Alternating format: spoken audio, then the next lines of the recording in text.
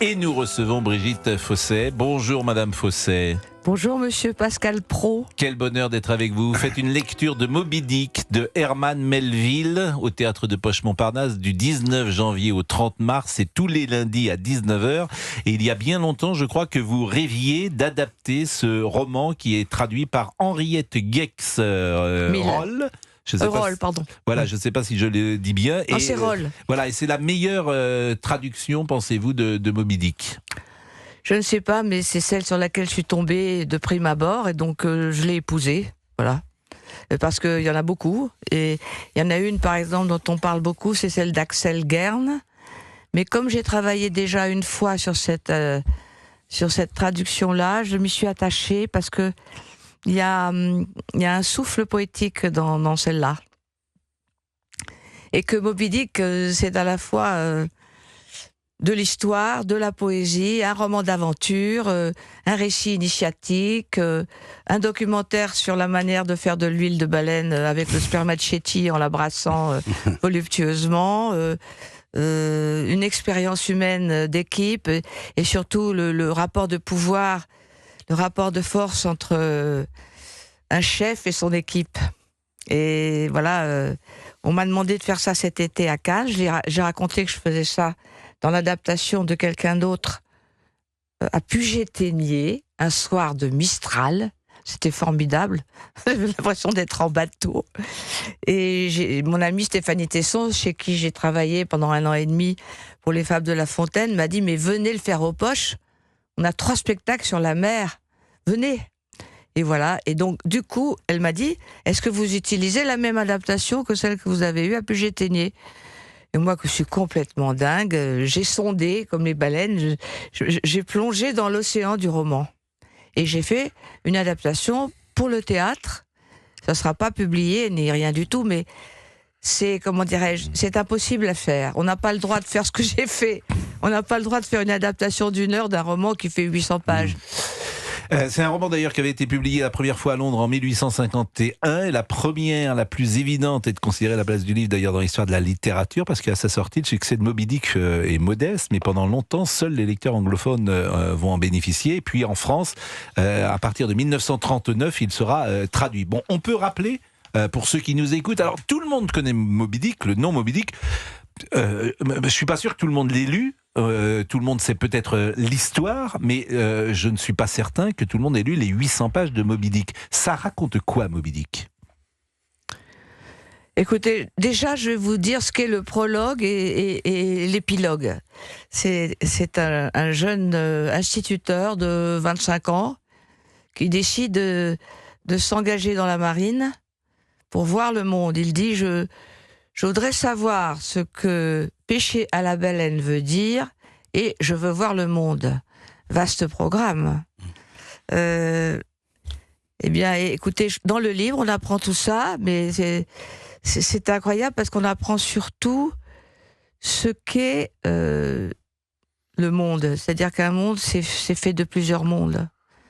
C'est fait des âmes, c'est fait des cœurs simples, c'est fait des cœurs compliqués, c'est fait des cœurs tordus, des cœurs brisés qui deviennent paranoïaques et qui deviennent tyranniques, comme le capitaine Ahab. Et comment on s'empare des jeunes, comment on s'empare des âmes, et comment on les tourne pour des raisons maladives vers la mort au lieu de les tourner vers la vie. Et puis, c'est comme il est un démocrate... un vrai démocrate engagé. Il montre que c'est l'époque où l'Amérique, qui était avant plutôt du côté de l'agriculture, passe dans l'industrie. Et alors, on tue des baleines à tire-larigot. À un moment donné, à partir de 1850, il y a des milliers, les bateaux, il y a 12 000 bateaux, 12 000 énormes bateaux qui partent avec les petites baleinières sur le navire et qui rapportent un fric fou à la nation. Et donc, il raconte aussi cette chose extraordinaire, c'est que l'Amérique, c'est-à-dire de Cape Cod, de Martha's Vineyard, de Nantucket et de toutes ces régions-là, c'était avant des peaux rouges, des aborigènes, des Indiens. Et quand ils ont vu que ces gens-là savait chasser à la baleine, l'Amérique a occupé ces territoires pour des raisons avant tout commerciales. Donc c'est lisible à plusieurs niveaux, vous voyez. Oui. Et en même temps que vous parlez, je pense que beaucoup de gens ont pensé au Groenland en même temps que vous étiez en train d'évoquer cette particularité, en tout cas à l'histoire de ce livre. On vous écoute, Brigitte Fossey, et c'est vrai que vous arrivez d'une époque différente peut-être, où les acteurs, les actrices avaient une culture assez importante. Vous aviez fait une prépa littéraire lorsque vous étiez plus jeune, avant de vous tourner vers la comédie.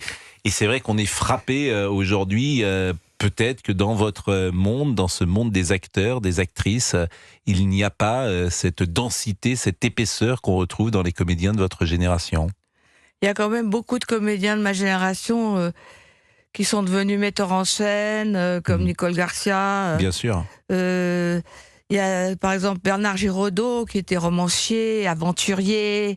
J'étais intéressée. Mais je faisais le parallèle avec la génération d'aujourd'hui, ce niveau de culture qui est le vôtre, cette exigence également, puisque vous avez choisi parfois des films plus difficiles, vous avez fait aussi des choses très grand public, et j'imagine qu'on vous parle en permanence de La Boum, comme on vous en avait parlé l'autre fois lorsque vous étiez avec nous au micro, mais il y avait quand même une exigence sur les projets artistiques que vous meniez, et ce projet de Moby Dick va dans ce sens. C'est un élan. Vous savez, moi, j'ai pas d'idée toute faite. Hein. Depuis que j'ai commencé ce métier, bon, j'avais fait un peu de philo, Hippocagne-Cagne, l'école d'interprète et tout ça. Bizarrement, moi, je me fie à la providence. C'est-à-dire que je trouve que la vraie liberté, c'est de savoir dire non à ce qui vous correspond pas. Mais j'étais très, très, très ouverte. C'est-à-dire que je voulais absolument faire tout. Je voulais faire des films commerciaux, je voulais faire du théâtre, j'ai préparé le conservatoire. J'étais reçue seulement comme auditrice libre, parce que comme je tournais Le Grand Mône, Jean-Jacques Gaultier a dit « Ah non, on peut pas lui donner 12 voix, c'est pas possible, elle travaille déjà. » Jean-Jacques Gaultier, qui était le grand critique du Figaro de l'époque. Et il y avait qui dans cette classe à l'époque, parmi les comédiens? Dans le jury Non, parmi ceux qui passaient... le concours. Il y avait Louis Seigné, il y avait... moi, j'étais chez Georges Chamara, par exemple. J'étais dans la même classe que Catherine Salvia. Enfin, c'est très loin tout ça. Je me souviens plus très bien. Non, mais les noms que vous... Georges Chamara, le nom que vous avez donné, Louis Seigné. L'autre jour, on a revu La Vérité. Moi, je suis frappé toujours de la qualité de ces comédiens et de cette génération.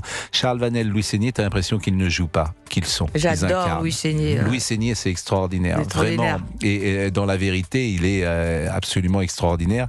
Il joue le président, il est tout à fait remarquable. Il est 17h27, on va rester avec Brigitte Fossey, vous allez pouvoir intervenir.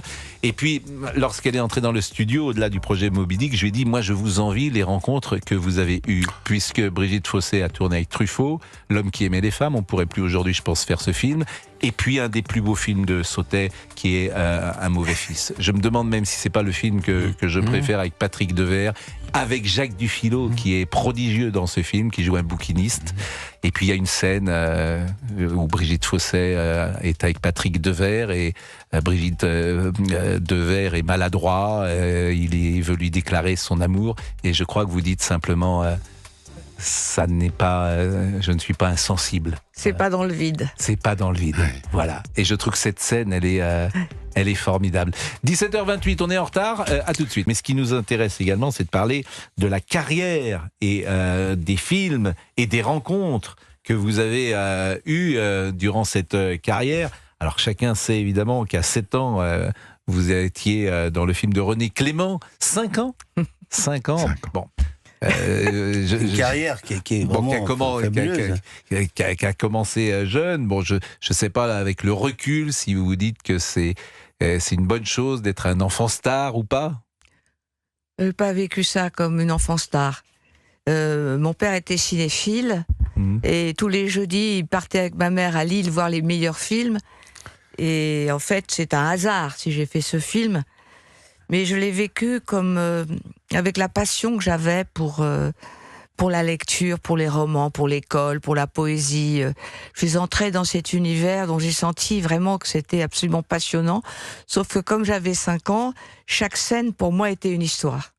C'est-à-dire que j'avais lu en entier le scénario, mais je vivais chaque scène dans sa totalité, comme avec un début, un milieu, une fin, et ça me suffisait chaque jour. C'était formidable. Et puis, lorsque vous êtes entré dans le studio, on a entendu cette musique que tout le monde connaît.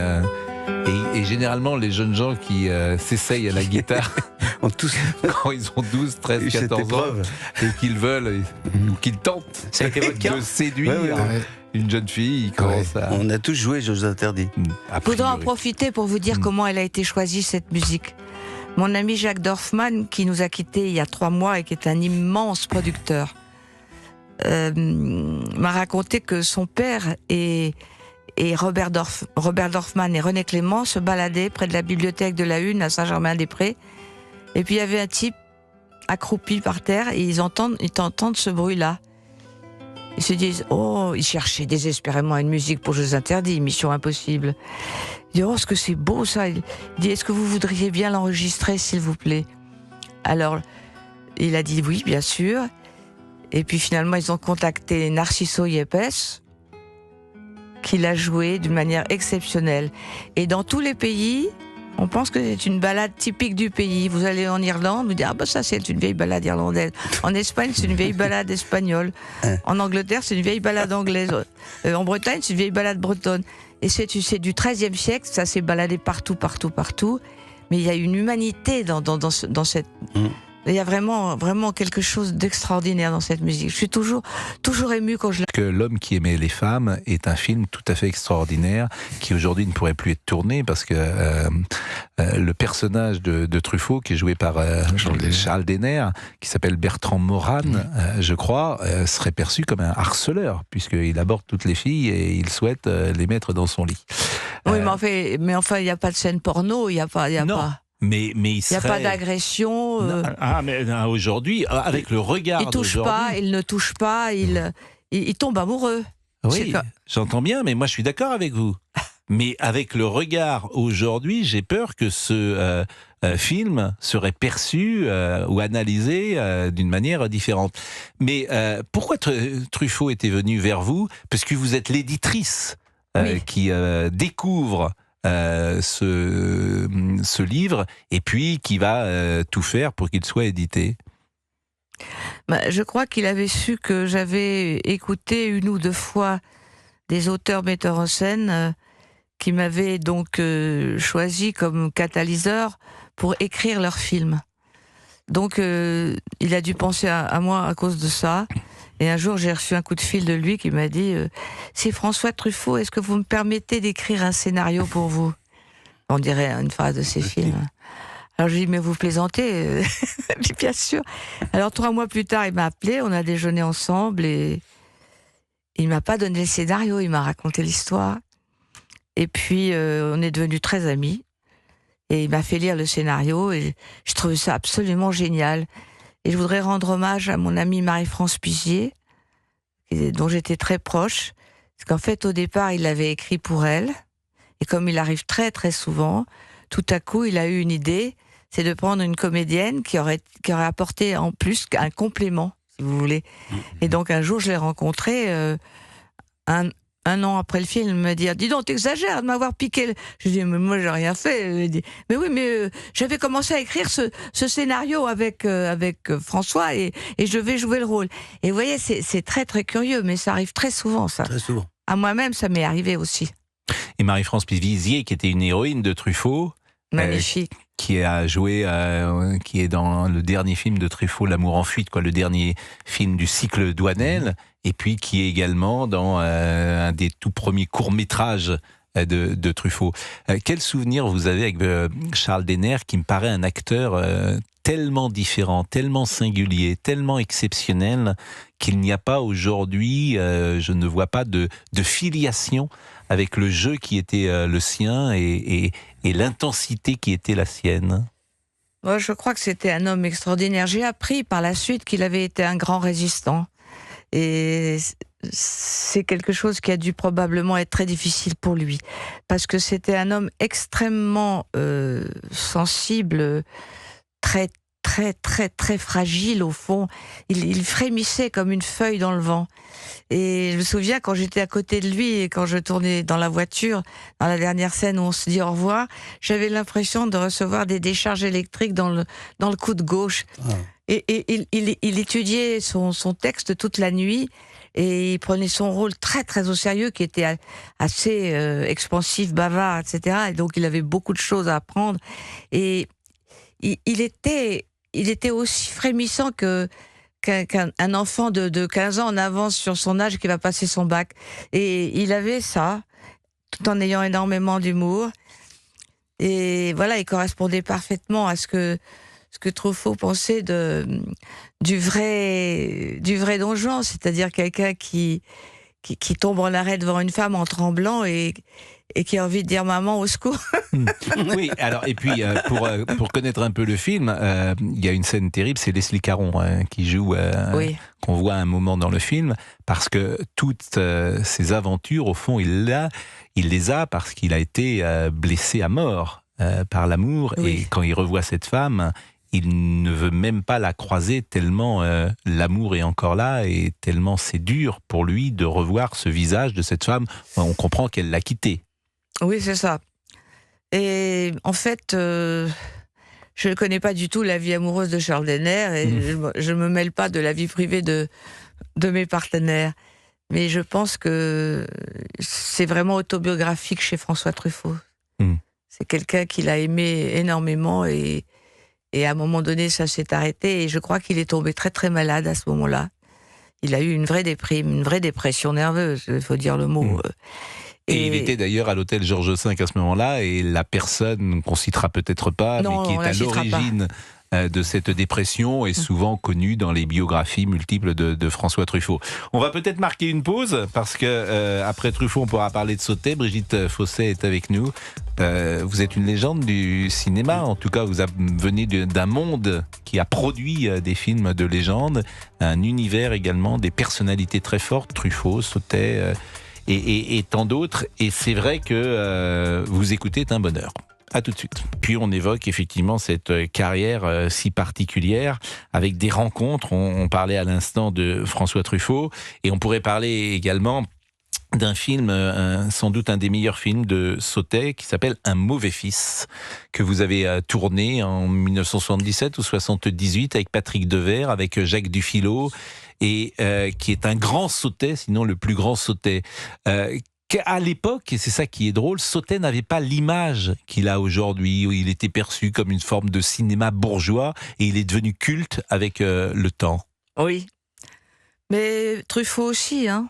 Truffaut aussi. Oui, mais il avait, à l'époque, Truffaut avait la carte, entre guillemets, et Sautet était un peu méprisé. C'est ça aussi que... C'est vrai, mais si vous voulez, il avait la carte...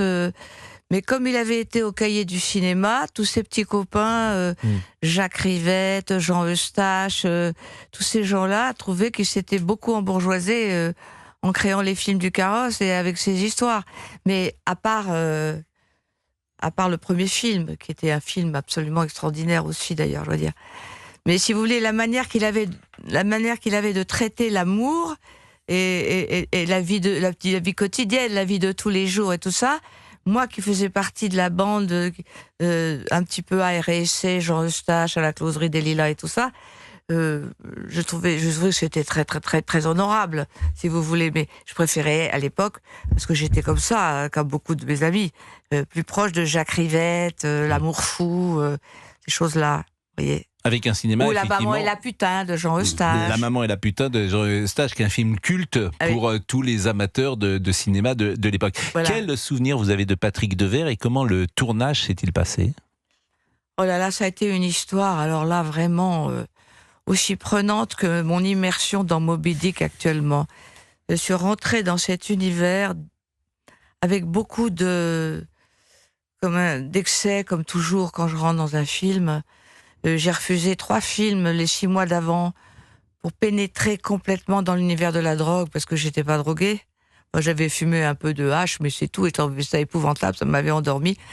Et donc, j'ai lu le livre ce très beau livre, Il n'y a pas de drogué heureux, d'Olive Einstein. Et j'ai compris que le mot paradis artificiel était un mot très juste. C'est-à-dire que dans la drogue, on recherche l'unité, on recherche le nirvana qu'on avait quand on était le sein de sa mère, quand il n'y avait aucune différence entre le monde et soi-même. Et je me suis rendu compte que c'était pas si facile que ça de transmettre ça, parce que cette espèce d'angoisse de déperdition qui fait qu'on veut se raccrocher à la drogue pour sombrer dans le rêve, c'était pas facile de le comprendre sans le pratiquer. Donc Patrick m'avait dit, tu sais, tu devrais en prendre quand même, parce que ce serait plus sérieux de ta part en tant que comédienne et tout ça. Je lui ai répondu, mais justement, c'est ça, être comédienne. Être comédienne, c'est rentrer dans un monde avec la croyance, avec la foi, avec le cœur, en essayant de comprendre physiquement et mentalement le vécu d'un autre. Je voudrais pouvoir le faire vraiment dans ce film, parce que justement, c'est l'exemple type d'une chose que j'ai pas connue et que je dois incarner. Et donc, ça m'a impressionné terriblement. D'abord parce que vis-à-vis des vrais drogués, je me sentais responsable. Je voulais pas les trahir. Et je les respectais beaucoup. Et donc, je voulais montrer le fait que c'est très difficile de marcher avec ses deux pieds, la vie et la drogue. Et finalement, c'est grâce à des amis qui en étaient sortis, qui avaient 16 ans, 18 ans et 20 ans, qui m'ont raconté comment on s'en sort, comment on rechute, comment on s'en sort définitivement, et comment après, pour s'en sortir, c'est comme avec les alcooliques anonymes, on va expliquer aux gens dans les lycées comment on fait pour ne pas le faire et pourquoi c'est pas bon. Et donc c'est devenu chez moi une espèce d'obsession. Je suis rentrée là-dedans et j'étais assez bouleversée, parce que c'était une époque où Patrick Devers était assez malheureux. Et j'étais assez bouleversée aussi parce que j'ai compris que Claude Sautet, qui adorait le jazz, l'alcool, tout ça, qu'en fait c'était un écorché vif, et que ce film c'était lui, quoi. C'était son autobiographie, et que c'était lui aussi avec son fils. Et donc il y avait quelque chose de déchirant dans ce film, de vrai, de hurlant, quoi, comme. Et on peut le revoir parce qu'il est disponible sur MyCanal. Vous avez Claire Maurier qui est formidable, qui joue la maîtresse d'Yves Robert. Vous avez Yves Robert qui aura un accident dans le film, et puis qui sera invalide et qui sera dans un petit studio, un petit appartement. Vous avez Patrick Devers qui est bouleversant quand il revient des États-Unis. Bouleversant, parce que quand il est à la fin et qu'il vient, ce père qu'il a renié, qu'il a battu, qu'il a presque craché hors de chez lui, et qu'il est là, et que c'est lui qui le garde, et qu'il dépasse tout ça, et qu'il a la tendresse pour son père. Chaque fois que je revois ces plans-là, L'intelligence, la sensibilité de ce film. Alors, moi, on dit souvent que je suis nostalgique. J'ai adoré ce cinéma que vous incarnez, les années 60, 70, 80, où vous avez 50 réalisateurs très différents, d'ailleurs, des réalisateurs très différents, des univers très différents, des comédiens, des dialogues, des scénaristes. Vous avez un âge d'or du cinéma français, et il est symbolisé précisément par ces noms-là. Mais vous avez parlé de Rivette, de Stage, de Romer. Ce qui est intéressant, on pourrait parler de Lelouch. Ce qui est tout à fait étonnant, Bertrand Blier, bien sûr, c'est la diversité du cinéma. Et même des gens qui, à l'époque, n'avaient pas forcément la carte, comme Corneau, comme Granier de Fer, qui ont fait des films absolument formidables. C'était un bonheur d'être avec vous. Et puis vous avez vu, on n'a même pas parlé de Madame Béreton. Donc voilà. Vous en avez beaucoup parlé l'autre jour quand vous m'avez téléphoné. Madame Béreton, et bon, mais on l'adore aussi. Merci vraiment, Brigitte Fossé. C'était un bonheur vraiment d'être avec vous.